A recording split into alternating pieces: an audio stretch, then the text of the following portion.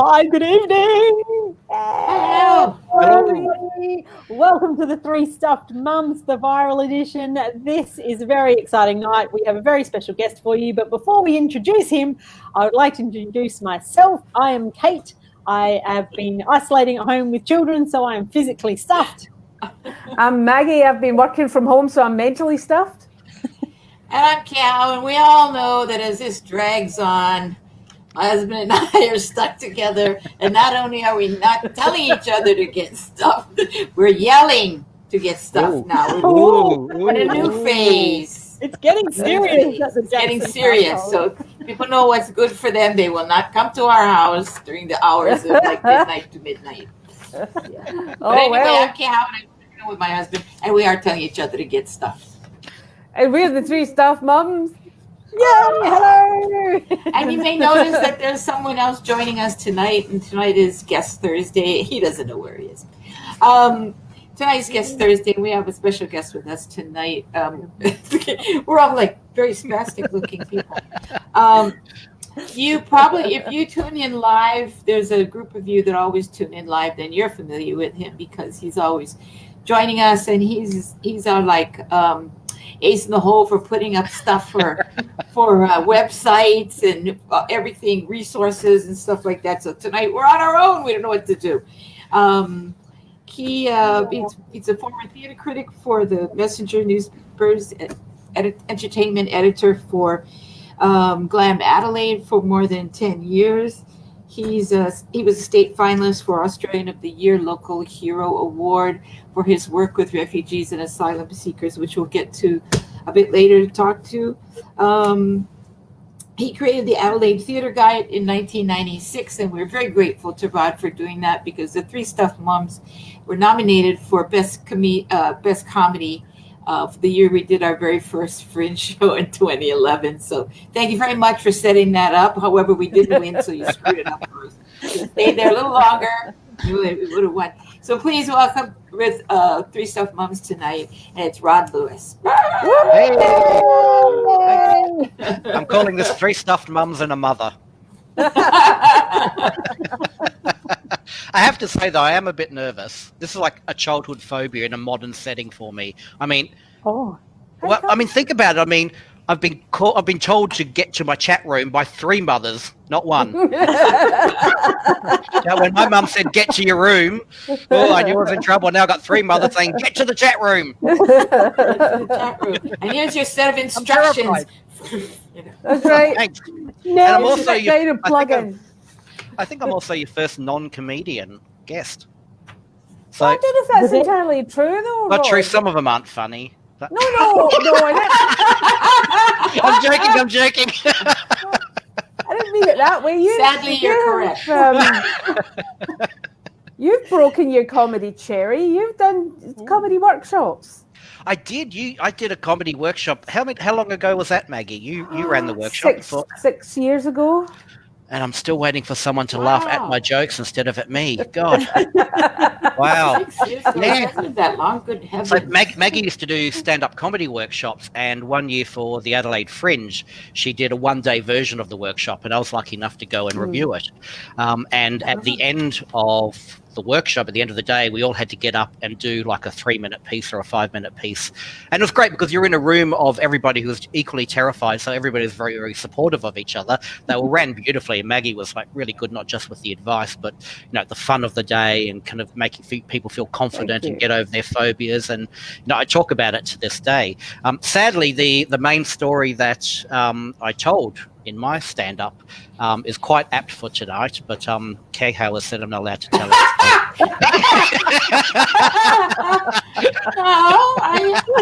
I'm dubbing you in. Don't blame me. If you want to see it, though, it is on my Facebook page. So. I'm so intrigued now. See, that was a teaser. So that's the way you get people to your page. Can we hear it, Kehau, please? What are you asking me for? It's not my Go ahead. I always do what my mum says. Okay. Three mums are allowing you to go. We'll see how the night shapes up. All right. Okay. Now, how it goes.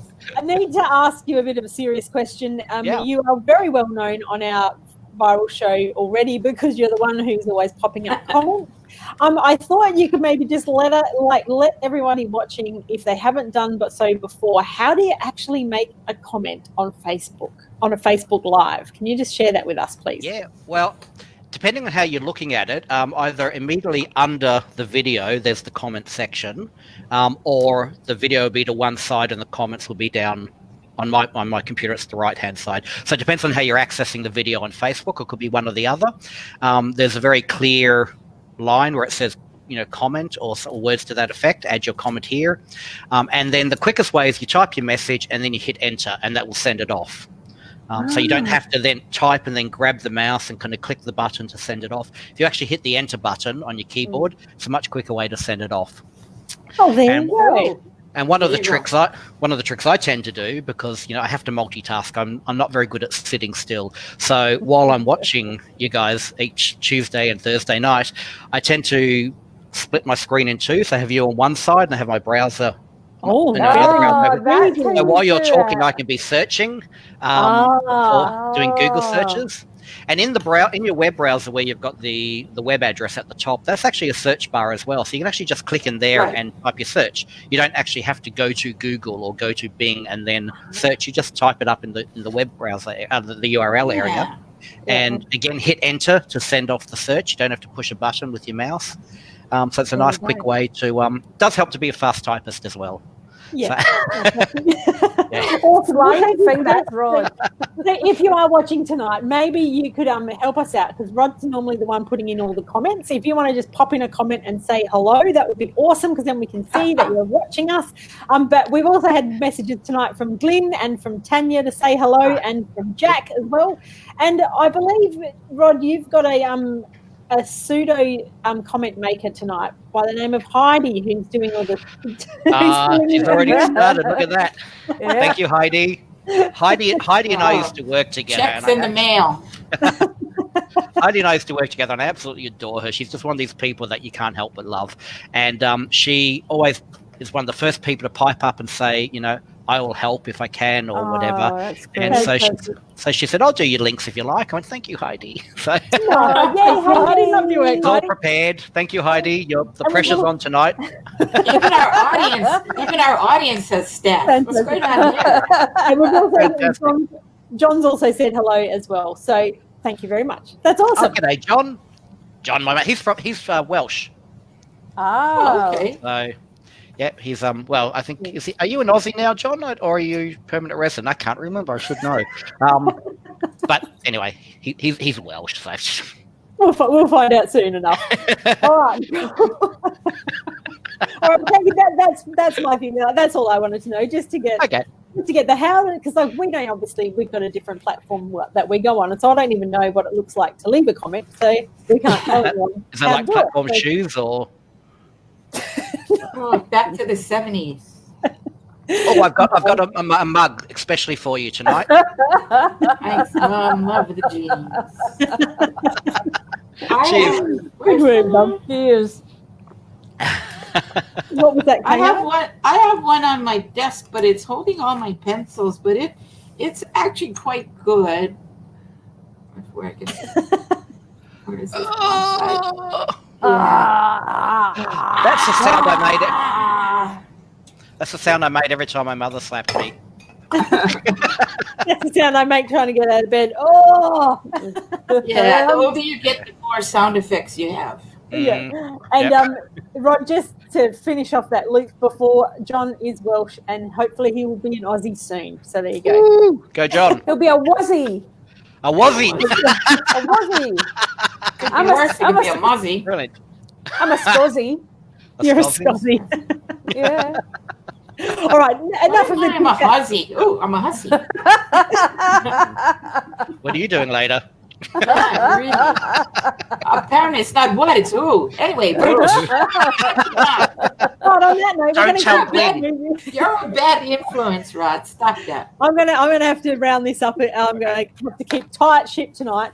But we are going to move into our first section of the evening, our first segment, which is isolation. Which I still don't think it's the same without the singing. So, okay.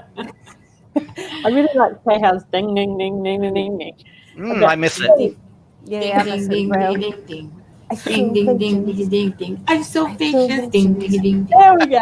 Ding, ding. All right, you happy now? Yeah. Give the people what they want. All right, Really? now, Kehau, Yes. what have we been isolating? I don't know why I've asked you first. I've just put you on the spot. Well, I tell you what, I don't know if this has anything to do with isolation, but maybe it does in the sense that I'm paying attention more. But I notice when I get presents now, I sort of take presents on behalf of the house. I don't know if do women get that? You sort of get presents on behalf of the house. Look, I bought you a vacuum cleaner. Why am I the only one is it my vacuum cleaner? I'm the only one that gets to use this. Yesterday he went to Costco and I got bought a box of water filters. I mean, hey, we've been married too long or what? I bought you, here's the quote, I bought you some water filters. Oh my God, thank you. You know what? Is your water going to be dirty and mine will be clean? Is that it? Are you sacrificing yourself for me? Oh my God. No. When women suddenly become the spokesperson for house appliances. No, But I have to say, I appreciate so much my new vacuum cleaner. This is who I am now. I got a new Dyson vacuum cleaner stick, cordless. Voodoo. It's so great. I love it. The only tip with the Dyson stick vacuum cleaners though is you need to recharge, you need to plug them in when they're done, because otherwise, if you just leave them lying against the wall, they don't work the second time because they're not charged. Right. Which is a great excuse. Found that one the hard way. Which is a great excuse not to. Oh, I was going to vacuum, but forgot to plug it. Kehau, Glenn just said that he took you to Harvey Norman yesterday for an early birthday present. When's your birthday?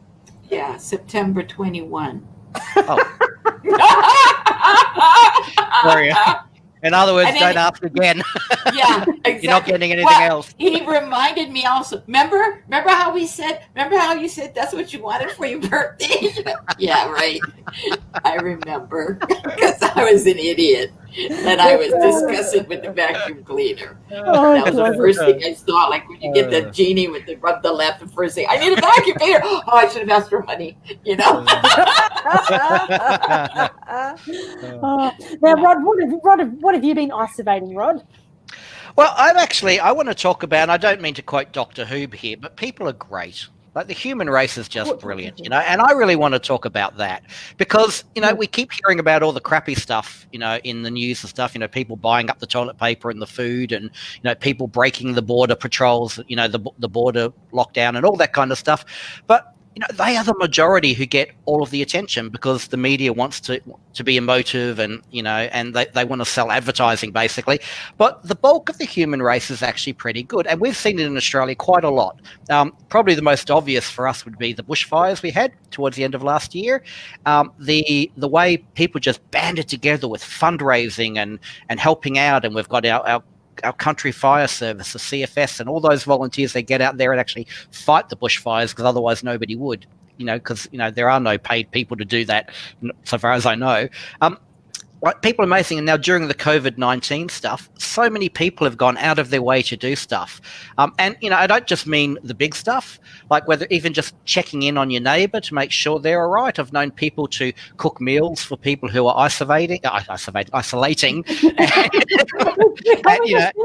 and dropping it off at the house or doing the shopping for them, taking people to medical appointments, all those kind of things. So lots of little stuff as well. But then you've got the big things. And if you look at places like the Asylum Seeker Resource Centre, for example, in Melbourne, they have just expanded their remit enormously. They're looking after about 6,000 different asylum seekers at the moment, and they've expanded that to international students, to refugees, all the people that have been left out of the government support to starve on the streets. They're not working or they've lost their job because of COVID. They're not entitled to any government support at all, and they literally have zero income to buy food or medications. And they are providing all of that, including, I think they said 4,000 masks per week they're given out as well down there. Around Australia, the Refugee Council, the Refugee Association of Australia, the Red Cross, all of these organisations welcoming Australia are just going out of their way with scores of volunteers helping people, and they're just a few that I've mentioned. So I just want to say, most of the help, most of the direct help is coming from voluntary organizations. It is not coming from our tax dollars at all. So. Even schools have been providing food, laptop, internet dongles to students just to make sure their kids still can get their education when things go awry with their families because they're losing jobs and can't afford tuition fees or food. Kids need to be able to eat to have the brain power to function at school, all that kind of stuff. So, and schools have always been known to kind of go out of the way to help their students. Like, schools are great. They don't get anywhere near as much credit as they should. But I just want to give a big thumbs up to the world, particularly here in Australia. Aussie, Aussie, Aussie. Oi, oi, oi. And that includes you, John, the soon-to-be Aussie. Because I just think, it's a shame that good stories don't sell.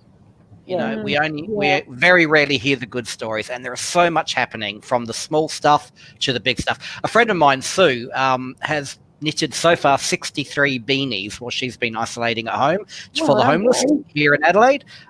She's now got a bit of RSI, so she's taking a break. But 63 beanies she's made so far, which is amazing. She also runs one of those street libraries, which has been a godsend for people while libraries have been closed during the lockdown. She's received a lot of thank yous and even gifts from the neighbourhood just to say, if it wasn't for you, I would have gone spare because I couldn't get to the library. So, all those little things that people do, it's just amazing. And we're so lucky. I just wish it got promoted more. Yeah, good on you, Rod. That's great. Yeah, and so thank you. I just want to say thank you to those that are doing something, big or small. Yeah, it's great. And I think it's a good reminder to just look for the good, because it's out there in spades, and it's not being publicised on the media doesn't mean it's not happening. And it makes you feel a lot better when you actually think, like, all those stories just was like, oh yeah, and it feels good. So. Yeah, the Sikh community is another huge one here in Australia. During the bushfires, they were setting up, they were cooking and setting up food outlets for people, like free food. They're doing it again now in Melbourne for the people who are locked down in those big kind of, housing estates, cooking food for people. The Sikh community is amazing. They're always like one of the first to get out there and help communities. They're absolutely amazing people. So and I tell you what, if you want a community to cook food for you, you don't want Scottish people to cook their national stuff. But like, if you could get some really good cooking from the subcontinent, how good would that be? The other group that we really have to acknowledge, and this includes the three of you, are artists who have been left behind in the whole COVID lockdown with funding and whatnot. But how many artists like yourselves have been putting on free entertainment to help people get through this, whether it's talk shows like this or Andrew Lloyd Webber popping on the films of his shows, on YouTube once a week. So many theatre companies have been doing that. Australian Dance Theatre, the Australian Ballet have been putting on seasons for free as well of their old works. And artists have really come to the party to keep people entertained and focused during this lockdown period. So I think, they're another one of the forgotten groups that need to be commended. And Rod, I got a link, some info that got sent through. Is this the link you've got to post with all the free entertainment that's available at the moment? I'm just absolutely. So I've been putting together, since this started, a list of free entertainment that's available on the web. I have to go through and check it now. I know something like the Andrew Lloyd Webber stuff, which is called The Show Must Go On. They're in hiatus till late August, I think. So they're just posting songs at the moment, like from different plays and stuff. But they'll be back with more full-length musicals kind of in about a month's time. But most of it should still be current. Lots and lots of free entertainment, free education online. So if you don't want to be entertained, you can be bored with. I mean, you can educate yourself. So and stuff for kids too. And what was that last bit? Stuff for kids as well, not just for adults. Nice. Yeah. So there's the link there. It's in the comment section, but I think that's going to be, I'm going to troll that for my next bingeables. I reckon there'll be some gold in there. So I think I've seen more theatre outside of an Adelaide Fringe time during lockdown than I have for the rest, normally in the year nowadays. Yeah, me too. Yeah, it's been great. Yeah, and you'll be proud of Heidi, Rod. She's got Andrew Lloyd Webber's Roundup and The Show Must Go On. There they are there. I told you she was good. Stacey Crisp has also popped up that David Byrne, is that his name? Oh, yeah. David Byrne, yeah. David Byrne from Talking Heads. Great newsletter, Reasons to be Cheerful. So, Tracy, I don't know if you can pop a link for where we find that or whether we just Google it. I'm sure if you Google it. Heidi, where are you, Heidi? Come on. Come on, Heidi. Keep it going.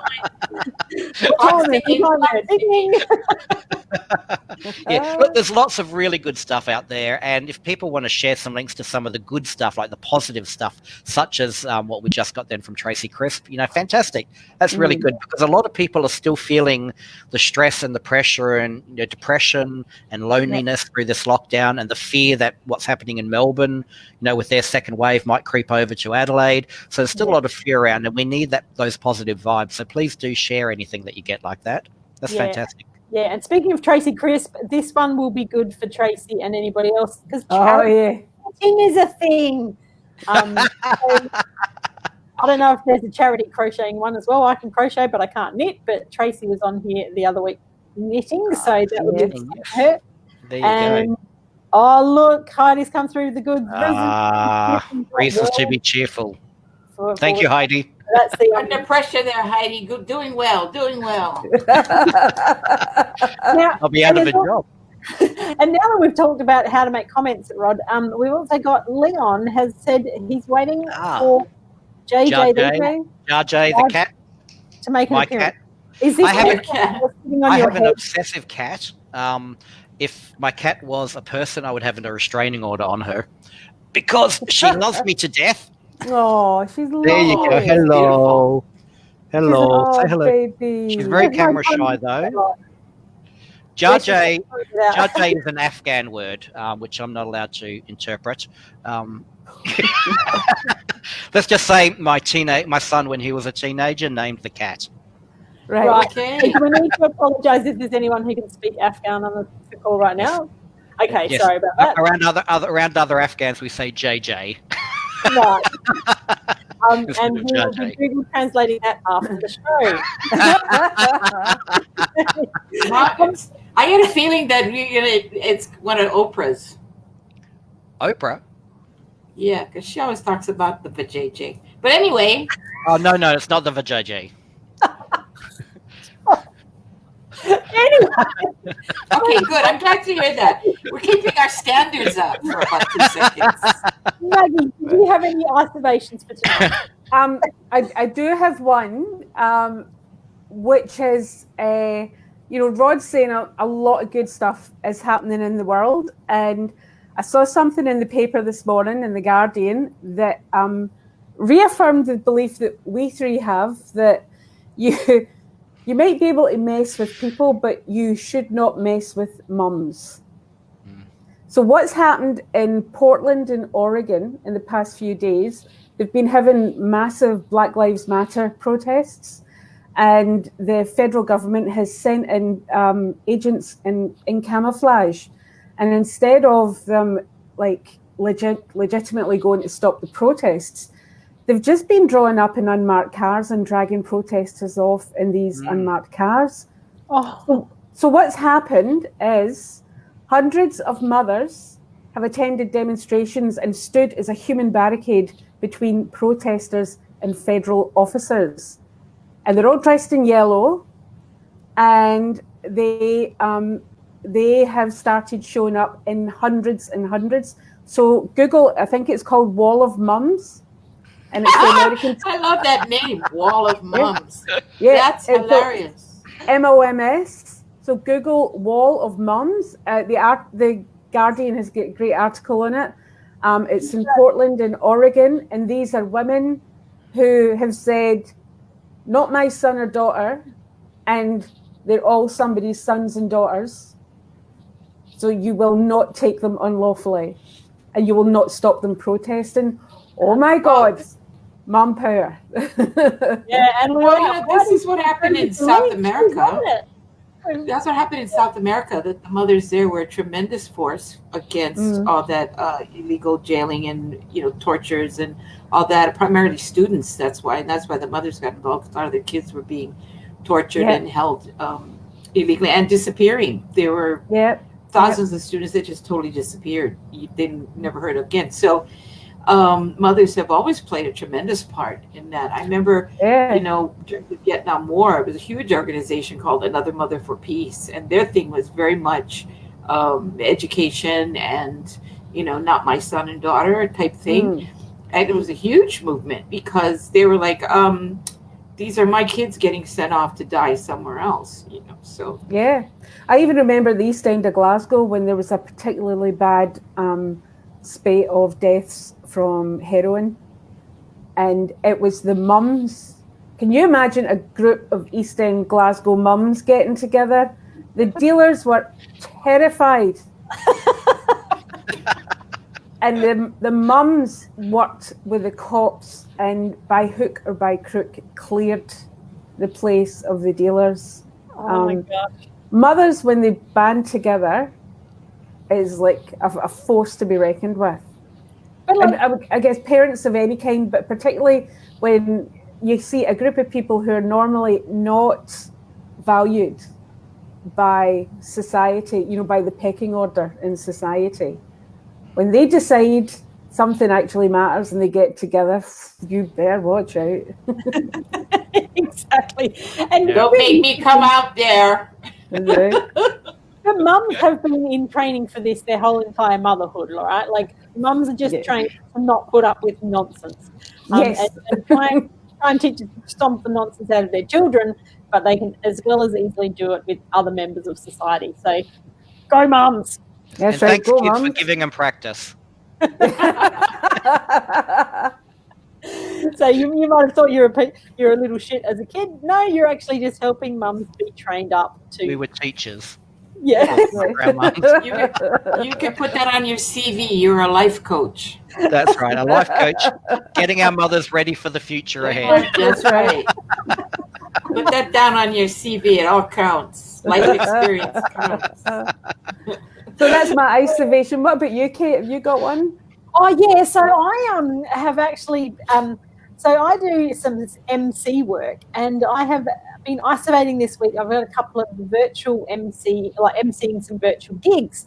So today I was actually the after dinner or the after event entertainment social piece for somebody's event, which was great fun. We did a bit of a comedy workshop evaluation, I suppose. So I would give some information about why something was funny and sort of like some of the secrets and techniques they'd use, and then we'd analyse a comedian's clip and talk about it as well. So I did that, which was really fun.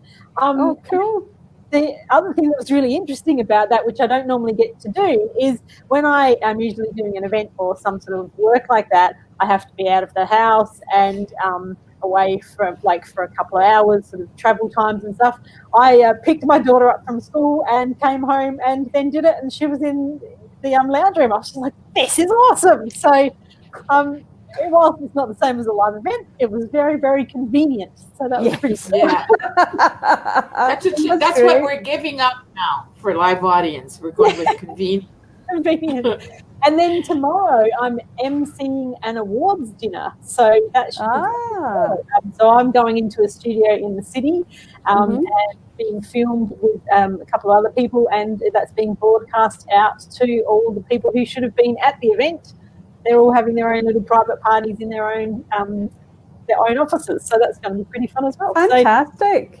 So it's interesting to see how the world's evolving despite COVID, and it's pretty cool that we're very, very adaptable. So, well, it would have been much harder, I think, if we weren't in the age of all these computers and digital contact and stuff, because at least now you have the option to still have contact, and still do stuff and still promote things and still create things and all that.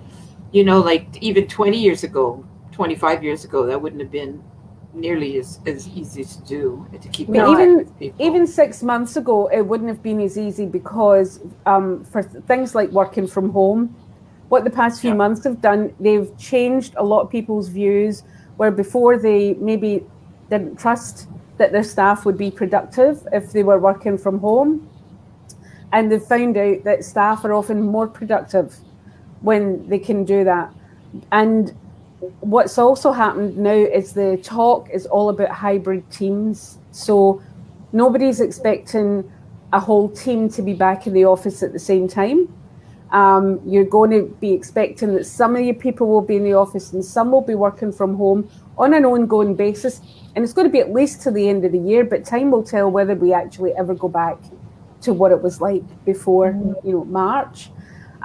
So it's all, we're training people on how to manage hybrid teams and get the best out of the teams and give people the best of both worlds between that contact in the office and that autonomy working from home. So it's like the world really has changed. Yeah. Right before our eyes, there's going to write history books about this and we'll be like, I remember that. I was there. I was doing that while they were doing it. No, I'll be like, what? I don't remember that. I remember that. Who am I? Who are you? Who are you? What are you doing in my house? Get out. Now, I have a feeling we are going to run way over time tonight if I don't keep wrangling this back together. Yes. But it's now time for one of my favourite segments of the show. Meg, Kehau, did you want to do the intro for this one, please? No. Fine.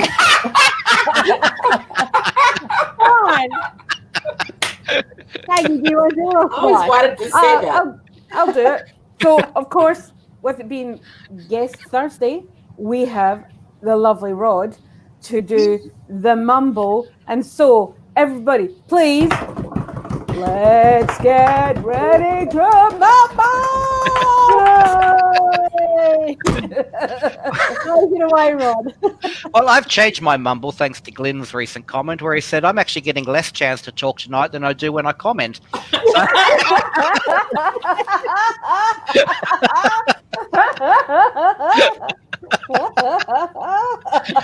And he was highly upset that you got asked to do this program and not him. He's on it almost every night. I know. Almost like Glenn. Solid. Almost the Glenn show. You got gypped. You're sleeping with the producer and you still got bupkis. So your business is tough. Okay. So my mumble tonight is about well, it's a couple of things. One leads into the other. First of all, this week was the 7-year anniversary of when Australia introduced offshore detention through Kevin Rudd in the last days of the Kevin Rudd prime ministership. And through that, we have now had refugees, like confirmed refugees, still locked up and in detention for 7 years for having committed no crime. Now, I know refugees and asylum seekers are a hot topic. Some people are for, some people are against. But what's really important is that you get the facts right, because there is so much misinformation. And we can start with the fact that the government, Scott Morrison in particular, insisted that refugees now be referred to as illegals. They are not illegal. It is international law that people can seek asylum by any means necessary. And the term is actually illegal maritime arrival, which means the boat has arrived in Australian waters illegally. The crew are illegal entries, but those seeking asylum are not illegal. So the term illegals is just shortening an actual term to make it sound like the people themselves are here illegally, which they're not. So they have literally been locked up for no crime at all for up to 7 years, and which is pretty appalling. So I just wanted to bring that fact to the mention. Examples of how like the misinformation that we have fed, because the media loves emotive stuff, because like they don't want boring visuals or anything like that. So they focus on boat arrivals instead of people coming by plane. Now, in actual fact, more people arrive in Australia by aeroplane and then seek asylum than do by boat. Okay? They get their visa, they come to Australia, then seek asylum.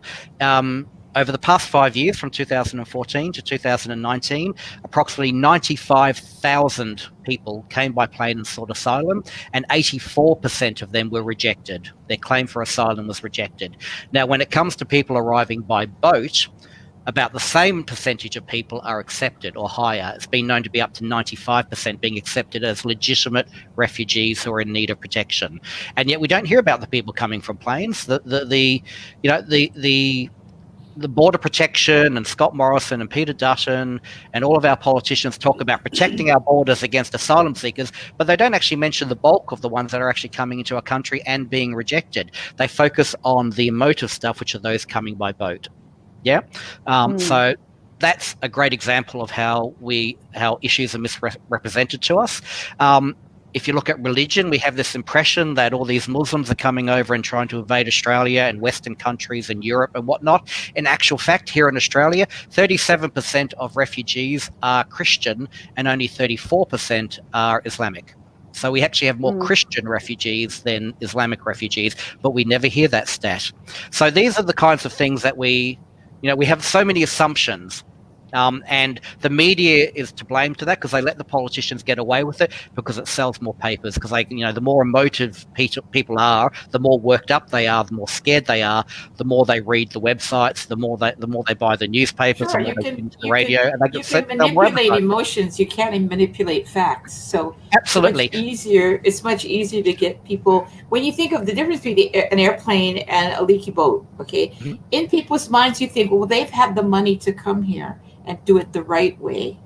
And these guys are somehow these dirty, poor people coming over on leaky. You know what I mean? The perception already, you start to color by virtue of the type of facts you use and the way that you shorten the word to illegal or whatever. You start to color that picture in a particular way. And so most people don't even understand the basic facts because fear gets involved.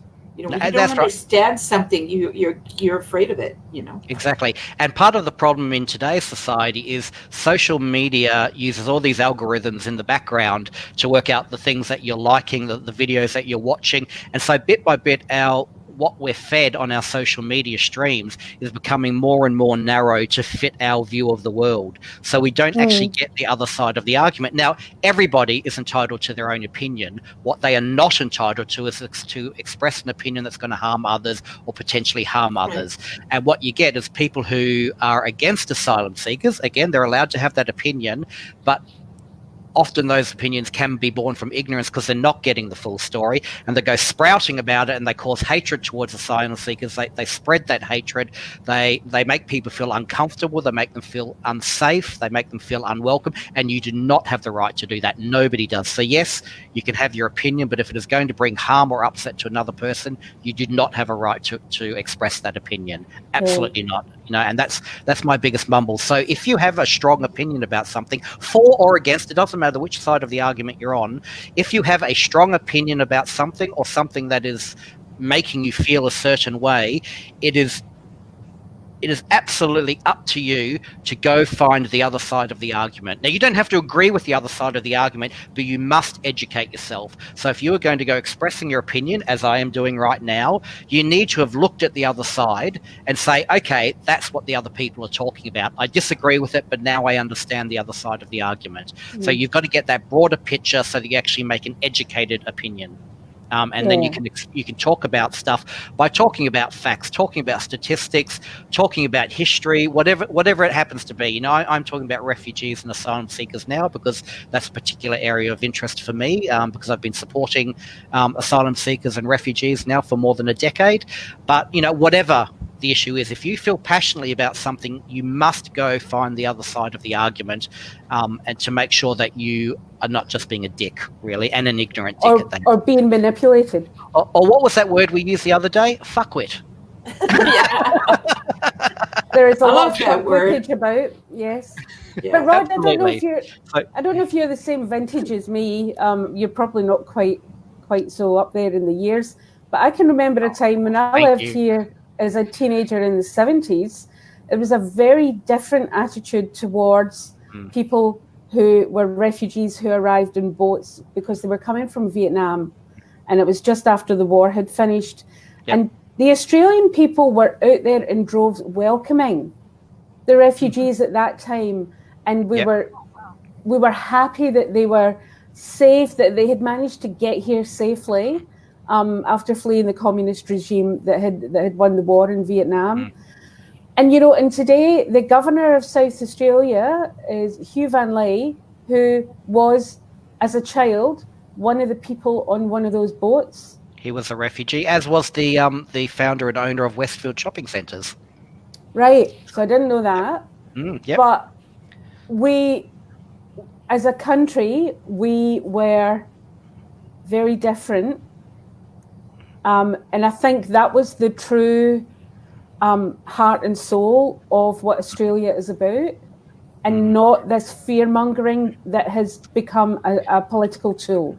Yeah, look, it goes in cycles. You know, at the moment, the right wing is in charge. In the past, it's been the left wing, and before that, it was the right wing again. You know, it's you know, up and down all the time. The national really, isn't it? swing. That's what the term I was trying to think of. Yeah, but the National Film and Sound Archives had this wonderful video, probably DVD now or Blu-ray, about when Australia was politically incorrect, and it was just made up of all these old newsreels, and one of them was a boatload of Italian immigrants arriving, and the newsreader was saying, "Wogs go home, we don't want you here." That was the newsreader saying that. You know, I can remember as a very young person it was between the time where I lived here as a teenager, then my parents took me back to Scotland, and then came back here on holiday in my 20s, and I was talking to somebody, and he was obviously one of the people that you would get in that newsreel, and he was saying to me, older white man, saying, "Are you thinking of moving out here?" And I was saying, I would like to come back and live here. "Oh, good, because you're one of the kind that we want." Oh, jeez. And it took me a wee while to work out what he was talking about. And when I realised, I was horrified. I couldn't talk to him, and I couldn't go near him after that.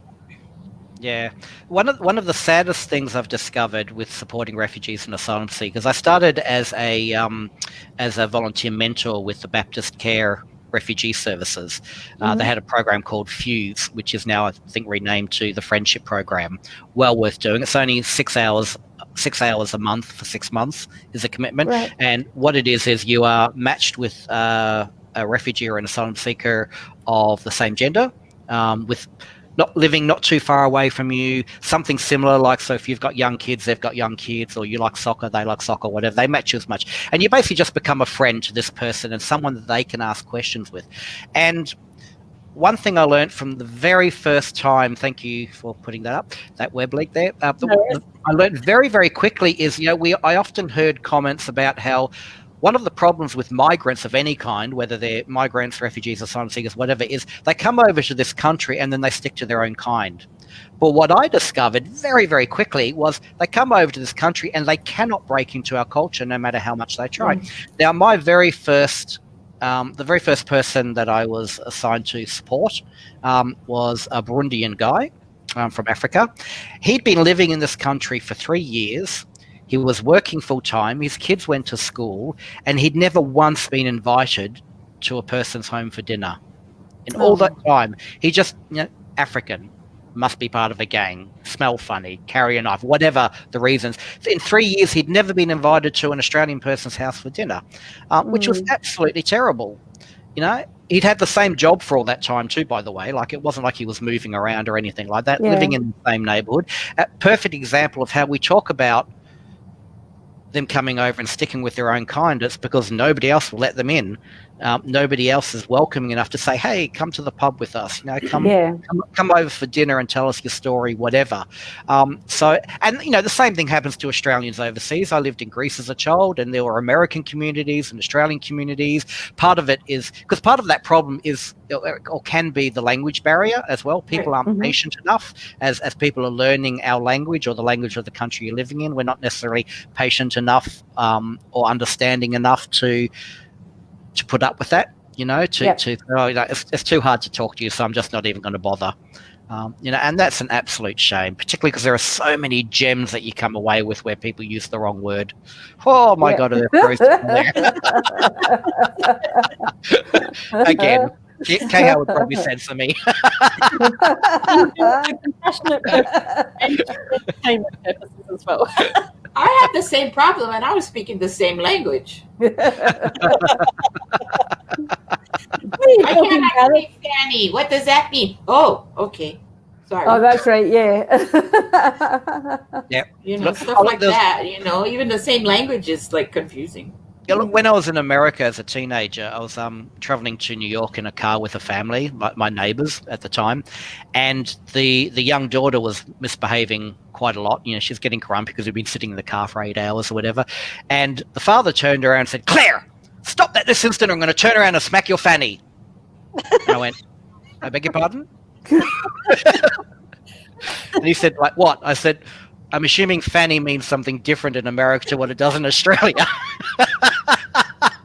And when I told him, he was like, "Oh God, no, I'd never touch my child there."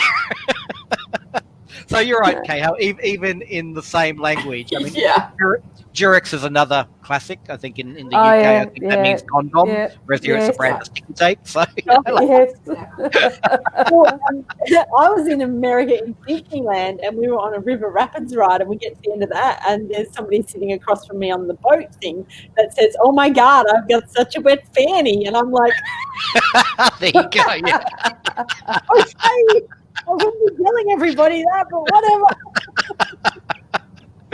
Look, when I used to do Tai Chi in Scotland, our grandmaster was from Hong Kong. He's from a Chinese family, and he used to the terminology would be kind of right, but it would be so lovely. So he would.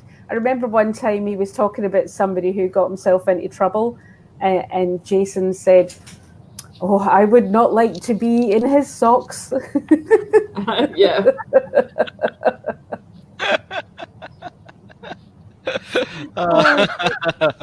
Okay. So anyway, that's my mumble, getting us back on track because I'm aware of the time as well. That's my mumble is, we make all these assumptions, but it's up to us to make sure that we learn the facts, listen to both sides, make an effort to get out there and listen to both sides, and then form your opinion. Don't go sprouting opinions that are based on one-sided facts or misinformation. And the thing is, it's not all that difficult when you're making friends because people are very. I think coming from Hawaii, where you're exposed to so many cultures very intimately, it's very easy for me to not easy for me to judge, but my judgment is a little different because I find that the distribution of cultural knowledge is so thin because people tend to stick to whatever, I mean, when I first moved here, Glenn would say, "Oh, Australia is a very multicultural country." And I'd go, "No." Just because I'm like, look, just because you're eating a kebab at 3 a.m. doesn't mean you know the guy that made it. You know what I mean? It's like, there's a difference here between actually sharing and the simple things like integration. Food, yeah. Food is just a very simple thing. Like when you say this poor guy has never even been invited to someone's house for a meal, I mean, how many barbecues have you had? Just get the guy, just have people show up. It's not a big deal, and sharing food is so crucial because in all cultures, food sharing, I mean, first of all, it's life. That's what happens. It keeps the family together, but it keeps the whole village together. It keeps the whole town together. It keeps, the whole race together. So food is so important. And even minor things like sharing food with people is huge in terms of,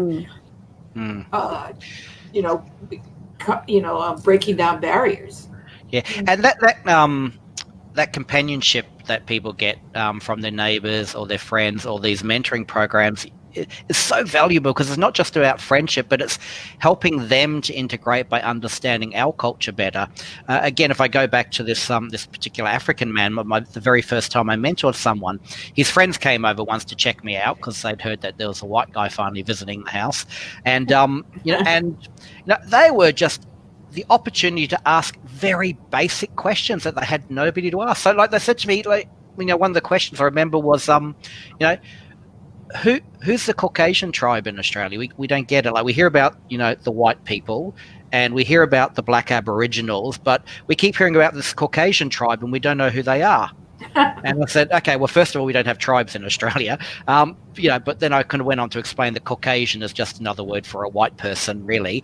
And they're like, such simple, basic questions. I just don't have anybody to ask. And, that kind of stuff is invaluable.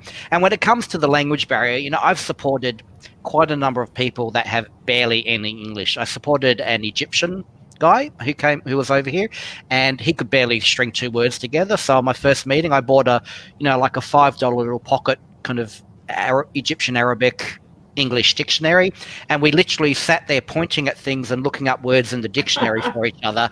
And now he has great English, but he needed that chance to practice what he knew and to expand on it.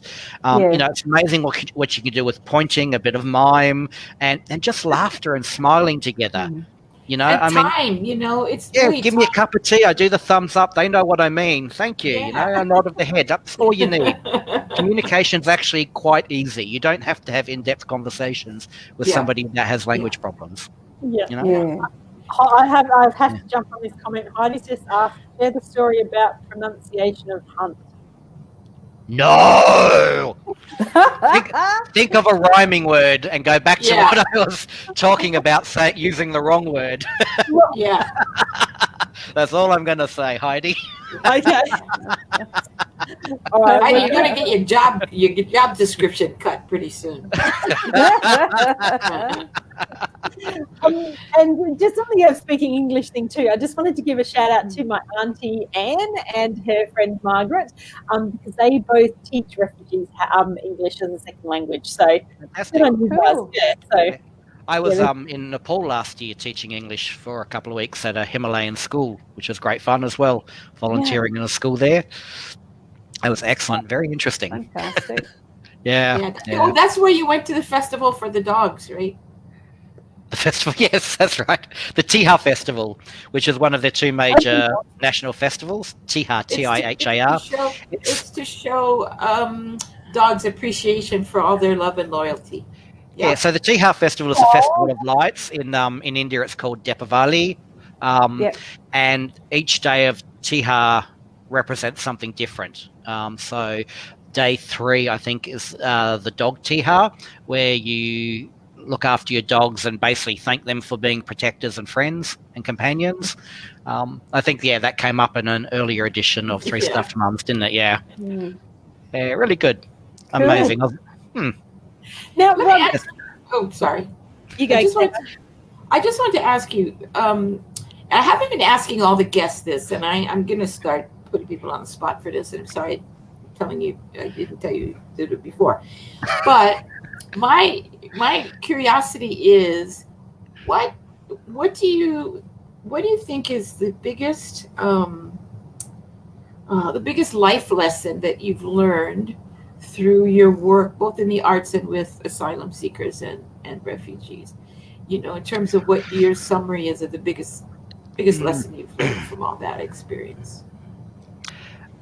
My biggest lesson would probably have to be that I don't know what I don't know, so I need to be open-minded enough to realize that. So going into a new culture, like the first time I went into a mosque, for example, I didn't know how to take my shoes off. Thank God I didn't have holes in my socks. But, somebody stopped me and said, off. I went, sorry, I didn't know that, but I learned. And I wasn't going to be upset or embarrassed or offended by the fact that somebody pulled me up on something, because I didn't know. And accepting that you can't know everything, I think is really important. Because just getting all huffy about it or getting embarrassed doesn't help anybody, and actually makes a thing of the situation when it's not. Because the people on the other side, if we use that mosque as an example, they didn't think anything of it. They were just letting me know. They just thought, obviously, he doesn't know what he's doing. Like, we'll give him directions. Take your shoes off. That's okay. Don't be embarrassed when you're pulled up. Actually, learn. Learn. Like, life is one. I can't remember who was it that said, the day you stop learning is the day you die. and it's so true. So you don't know what you don't know, but don't get all huffy when you pulled up on it. Just accept it as one of life's lessons, and now you do know. So, and I think that's really important. Yeah, it's like when you when you're directing a play or you're being directed in a play in the arts. Forgot what I was going to say there, but like the director has a vision. I directed some radio plays several years ago, and there was a joke I put in it where somebody was having a glass poured and she was a bit of a drinker. So I said to the sound effects people, keep pouring, and I dragged it out for about 30 seconds of just pouring, stop, and people go, that's too long, that's not, like you're killing the joke, it's too long. So no, just let it play out. It's a silly moment, and it probably got more laughs than anything in the whole play. So again, you have to be open to these new experiences, and sometimes experiences won't work out in your favor, but that's okay as well, because you still learn not to do it again. It's like the first time I stuck a Brussels sprout in my mouth. I'll do that again. It's all like the Brussels sprouts fans now are gagging. Once I stop learning, you start dying. Albert Einstein. Thanks, Heidi. Yeah. Well, it's like we say in NLP is there is no such thing as failure, only feedback. Yeah, people are afraid of failure, and yet pretty well every single thing in the world is a result of multiple failure. Every invention, every recipe we eat, like every color choice we make. I mean, look at me, I'm still failing. But, like every single thing in this world is a result of failure, because we have learned from that failure and we have improved on it. And sometimes we make the same mistake twice. 3 times you're an idiot, but twice is okay. But, we've got to stop being afraid of failure. We've got to stop criticizing people for failure and just say, good on you for giving it a go. Now go do it again and do it better. Yeah, and I think we've got to probably look a bit more holistically too at our experiences of failure, because often our first experiences of failure are at school, or our first remembered experiences of failure are at school. And failure at school is not necessarily a good thing. If you fail a test, it's bad. Like often you get to your chat room. Yeah, get to your room. Like you get punished if you get F's in class, like punished by your parents, discredited by your teacher, like embarrassed, like made as a laughing stock. And so I think that we probably need to make sure that we hold. Obviously, we need to be able to assess people, but we also need to be able to make sure that we put that assessment into some sort of context from a lifelong journey of learning point of view, rather than just it's all over. Yep, exactly. Yep. So embrace your failures, I say. Embrace them. They are an opportunity to learn. Go home and hug your loved ones.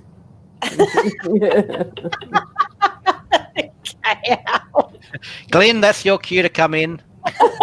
Don't invite him in. Don't invite him in. Now, one of the things I love about comedy is that we sort of get to bypass all the traditional barriers that get put up and the walls that get put up for people around certain topics. So I feel like we've done a bit of a sneaky by getting Rod in today to talk about asylum seekers and refugees, because it's not something that comedians would necessarily normally talk about. So while we've got everyone's attention, Rod, I'd like to ask you about this topic. What is something that you really want us to know about refugees and asylum seekers that is commonly misunderstood in general society because it's just being reported wrong or assumed wrong or whatever? Is there anything that you just want us to really know? Well, I think we've covered a lot of that tonight. I think anybody who thinks Muslims are out to, take over the world and kill everybody are just, you're an idiot. But there are so many millions or billions or whatever the number is of Muslims in the world. If they really wanted to take over the world and kill you, there would have been war by now. Just get over yourself and get some logic. The main thing in regards to asylum seekers and refugees, that they are normal people that have been put into a very bad situation. Yeah. And these are people that have quite often seen the absolute worst that humanity can offer. And for them to come to us for help is actually a privilege, that they are putting their trust in us after such a bad experience. And for them to put their trust into me personally is an incredible privilege. For them to go through such a bad experience and then still trust me, or to give me that trust, is beyond anything that I can put into words. They are ordinary people. They are mums, they're dads, they're kids that want to play and don't want to go to school as they get older. They're just ordinary people who are desperate to make a new life. And I think that's the biggest thing that's misunderstood. You look at how people have reacted during COVID. Most people have been great, but you have had a few idiots as well. That's, but the fact that we can have idiots, in Australia just because we're getting locked down, and then you compare that to people who are fleeing war and fleeing murder. You look at the Hazara people, which is the minority ethnic group in Afghanistan, they are being executed just for being Hazara, and they're also Shia Muslims. The Hazara people are Shia Muslims, and the Sunni Muslims who are in charge are killing them for being Shia, and then everybody else is killing them because they're being Hazara, because they're of this ethnic group. So they get a double whammy. But they're just ordinary people that just want a life, and they want to be safe, and they want to be happy, and they want to be prosperous, and they want to have friends, and they want to be educated, just like everybody else. So stop putting all this shit onto them and just treat them like a normal person, because that's what they are. Yeah, right. Absolutely. Yeah. Very well. Thank you. And the other thing I just want to say too is when it comes to particularly asylum seekers, and the difference, if you don't know, an asylum seeker is somebody who is seeking asylum, so they're seeking a safe place to stay. A refugee is somebody whose claim to asylum has been accepted, and they are recognised as somebody who does need. So until their claim is recognised as being legitimate, they are an asylum seeker. After their claim has been recognised and legitimate, they're a refugee. That's the difference between the two. And again, I've completely forgotten what I was going to say there, but that's okay. I think that thing about what you said about they've gone through very difficult times in their lives, and all they want to do is to move forward from that and to trust people again. I think I've never sort of thought about it in that respect, and so that really hit home for me, because I think if probably the closest thing that people could come up with that haven't sort of been seeking asylum is like if there's when basically the rug gets pulled out from under your life. So whether you lose a job, or you lose your home because you're bankrupt or whatever, or you separate from your partner or get divorced or have a death of a loved one, it's sort of that everything just comes crashing down, and then you've got to try and rebuild life from there. And I think that this is what you're sort of saying, or what I've heard from that is that this is like that, but on an extreme level. And so they just need a lot more love and compassion, care, and support. Yeah, and also remember that they're coming from a place of trauma. So one thing I make a point of, and I have done from the very beginning, is I have never, ever asked what happened. Why are you an asylum seeker? Why did you flee? I've never, ever asked it. I just accept them as a person I've met or I'm meeting for a particular, for friendship, and eventually in their own time, they will tell me. When they are ready and they feel safe enough and comfortable enough to talk to me, they'll either come out and tell me in full, or they'll feed it to me bit by bit as they feel safe saying that. But I don't want them to be reliving that trauma, or feeling like they have to relive it or have to talk about it. In order for them to validate your time with them, they need to give you that story. Yeah, and they absolutely don't. They absolutely don't. Exactly. Yeah. So I've never, ever asked what their story is. I've let them tell me, and every single time they have told me in their own time. But you have that patience and that respect for what they've been through. Yeah. That's a fascinating. Wow. Yeah, that's good. So you learn something on this show. Told you it wouldn't be funny. We're not just pretty faces. I think, in your defense, Rod, I think we've had quite a lot of laughs during this session, as well as. Yes, we have. Good. I think we've done beautifully, to be honest. I've been having fun. I don't know about you, but hey. Speaking of compassion and empathy, I don't care. I'm having a blast. All right, but I am aware of the time. Thank you very much for sticking with us for this long. We are going to move into our last segment. It's going to be Express Bingeables. Bingeables. I'm going to cut my list in half. Maggie, I'm going to start off by having a bone to pick with you, because I can't Eliza, out of my head. It's been Eliza. Yeah, and every day I'm running around going, Alexander Hamilton. Alexander Hamilton. Actually, I still have a little bit of Alexis going through my head. You know that one? Which one's that one? What's A little that? bit of Alexis from Schitt's Creek. Oh. But if you missed Tuesday's show, we were talking about Hamilton, the musical that's now streaming on Disney, and Maggie was referencing one of the characters, and now that's just got a little earworm in my head. But you know what? You know who my favorite character in that was King George. Oh, he was brilliant, wasn't he? He was the bomb. I think he was the bomb. Yeah. I love you so much. I'll beat you to death. He was just adorable. Just adorable. I loved him. He was the comic relief they badly needed. He was All right, the bomb. so we're doing Express Bingeable. Rod, what have you got for us? Okay. I like trash, not in people generally, well, sometimes, but when it comes to TV, I just like to switch off and have a bit of fun. So my dirty little secret is the remake of Dynasty on Netflix. It is Shoulder pads. it is so over the top with their storylines, and they play it all seriously, but they know exactly what they are, and it is just so much fun. I laugh regularly. I also Check that one out.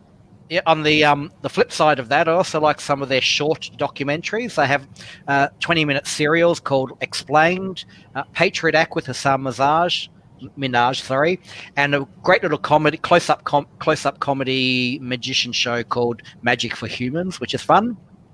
Then I'm a big fan of sci-fi, so modern sci-fi, I love The Expanse, but I think you just can't beat the old classics like Blake 7, Babylon 5, and then I told you I had a long list, and then I've recently been revisiting some fun comedies like Ab Fab and Kath and Kim. Yeah. So I'll shut up now. them. Ages. That'll teach you to ask me what I like. And look, Heidi's got the Dynasty Netflix link there, so It's a very different beast from the original 80s soap opera. Oh, and they're nothing without their shoulder pads. Are they still trying to find out who shot JR? Is that No, that was Dallas. Dallas. That was Dallas. Oh, well, there you go. I've got my wrong thing. And then Heidi's on the case with Explained as well. Oh, look, she's coming through with all of them. Magic. And, Look at that. I've definitely been replaced. Thank you, Heidi. Thank you. Fantastic. So they're Rod's bingeables for this week. Maggie, have you got any bingeables? Just a very quick one, and that is I am totally, this is a two-part. Number one, I'm totally addicted to the menu log adverts with Snoop Dogg. Snoop Dogg. I have to sing along with him every time. Yeah, but the production values in those ads are great. And they're so detailed. I get something different out of them every time I watch them. And they're funny, and Snoop looks like he's just having a good time. Like he's having a laugh. He was smoking before he started, that's why. Yeah, but the other thing that, and I'll need to check online, but is it just me or does Snoop Dogg look like Chuck Berry? Could he play Chuck Berry in a biopic? So I don't know. But yeah, menu log. See, I don't even. I love menu log. If we could get menu log up here in the hills, I'd be calling them all the time. Where are these ads? I've never seen them. Heidi is excelling. She's got the link to the menu log ad. Thanks, Heidi. I'll check that out after this finishes. I've never seen them. Oh, you have to see it. And John thought that was quite entertaining, and so did Tanya. All right, so we're going to check the menu log ads out. So you know that isolation's gone on, or this COVID thing's gone on a little bit too far when we've gone through everything on the internet and Netflix, and we're now looking at the ads. Pathetic, so isn't it? good. I always find it funny how we often complain about how many ads are on television, but then we all tune in to watch shows about ads, like the best ads or the funniest ads, and you get like a half hour of just commercials. Yeah. Actually, any show you watch, you got a half an hour of commercials. And then in the commercial break, they play a show. There's a guy in the UK called Dennis Norden, and he used to regularly have a show that would be a 45-minute show where it was just all the best ads from around the world, and it was fascinating. It was great, dead funny.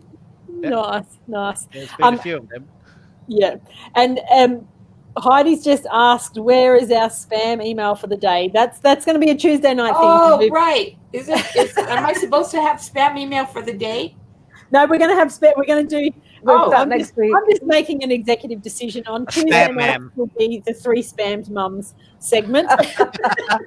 Wham, spam. No, wham, spam. Thank you, ma'am. Yeah.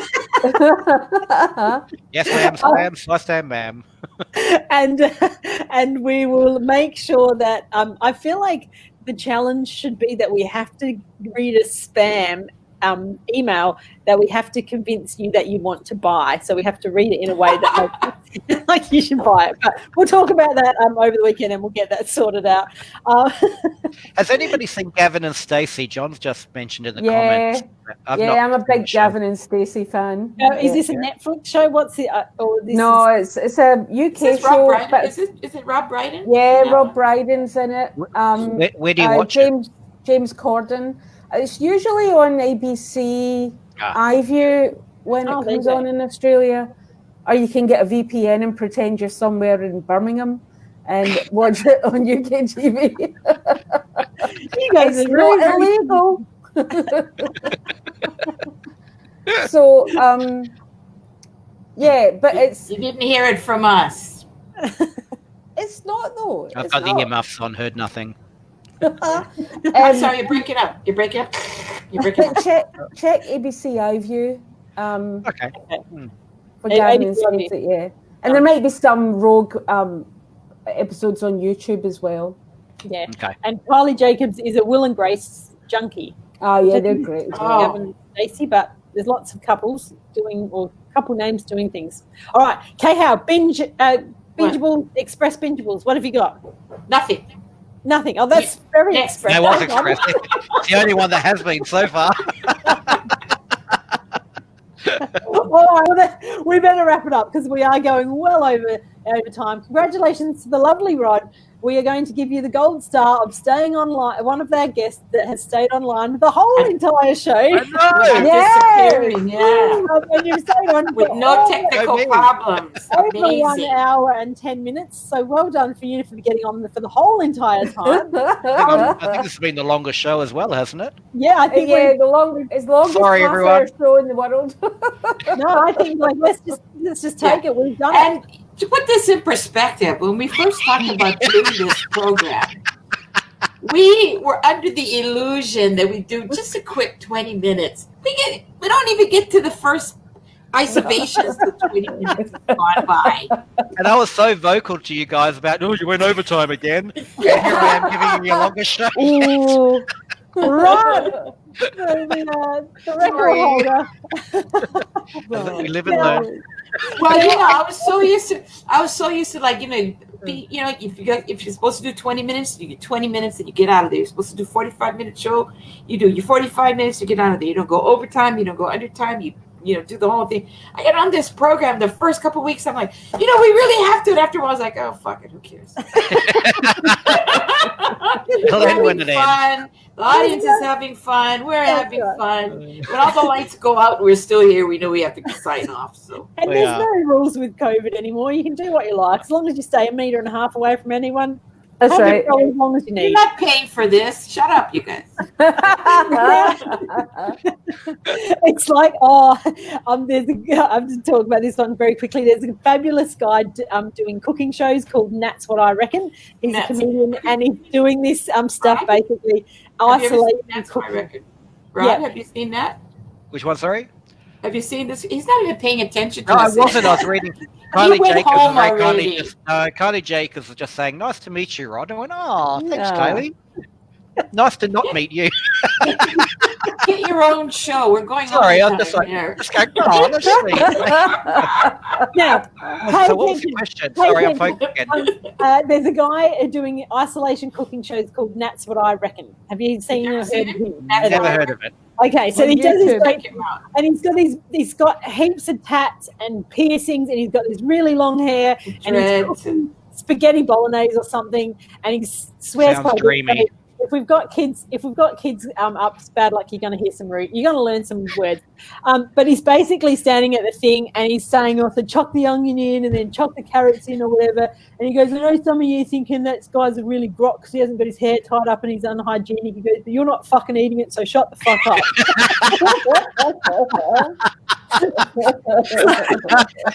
So he's hilarious to watch. Heidi's provided a link. I'll look him up. So if you are, that's what I reckon. End of days bolognese is is one of them. But yeah, so you can basically do what you want during COVID. Cook with your hair down, doesn't matter. Have a show that goes over an hour, it doesn't matter. Is all I'm saying. Oh, here we go. That's what. Oh, hang on. Hang on. Where? Awesome. Here we go. That's what I reckon. YouTube channel. It's very, very, very entertaining. Oh, it's entertaining. Heidi, we're getting tips here. Rosemary retrospective. Apparently his dad's a cooking guru. He owns some. I don't know if he's a Michelin chef or something, but apparently he's got some proper skills behind him as well as being the Michelin Man. Yeah. From eating all his cooking. Now we're going to wrap this job up because we've hit the hour and 15-minute mark. Past my bedtime. Sorry, not sorry. Yes, sorry, not sorry. Sorry, not sorry. Thanks for sticking with us. We might have to get Rod back for a second round. But if you would like to see more of Rod, and you don't join us, or you want to see him more, we'll give you his address. You can hang out behind his house. I see more of Rod. Come and distract my cat from me. That you will see him more than you do on the comments of the Three Stuffed Mums. He's always on the Viral Edition comments feed, but you can also get him here. So we've got strategic retweet. Is that right? Yep. Strategic retweet. Yep. But it's just from spelled. It's a play on strategic retreat. I ran out of characters. So I had to take out the A from strategic and be strategic retweet. Strategic. Right. Retweet. Oh, and then we've got the Instagram is the Lovely Rod. And I have to say, that's not me calling myself the Lovely Rod. It's been my nickname since about 1990. So, a long time. There you go. Long time. Thanks to Julian Clary. So, British comedian Julian Clary. But that's a story for another time. I love Julian Clary. He's set up for the sequel every year. Getting in early. Yeah. That's a subtle way of saying I'm free at the end of August. Oh dear. Oh, fun. All right. Okay. Have we got anything? Hang on. I'm just going to quickly talk amongst yourselves while I just check that my notes that we've got everything. Yep, I think we've done everything. Done. Now, any final words from anyone before we head off? Stay safe. Be happy. Be healthy. Look after your neighbours. And all you people in Victoria, we love you, but stay home. Stay home. Stay home. Stay home. We got enough problems. That's right. Or as the comedian Chris Franklin would say, stay the fuck at home. We'll have to pull that song back out, I reckon. Did you remember that song that he did back in March? Like 2 years ago. Anyway, that's it from us. Sorry, my dog's freaking out. Thank you for inviting me on the show. It's been fun. Really enjoyed it. Rod. Thank you. Your face, Rod. Like normally we just get to see you get to see your face and hear your words. Now everyone knows what I look like. Yeah. Oh, now you can't hide anymore. I know. All right. Thank you for joining us, everybody. Thank you, everybody, and we'll see you again soon. Good night. Bye. Bye.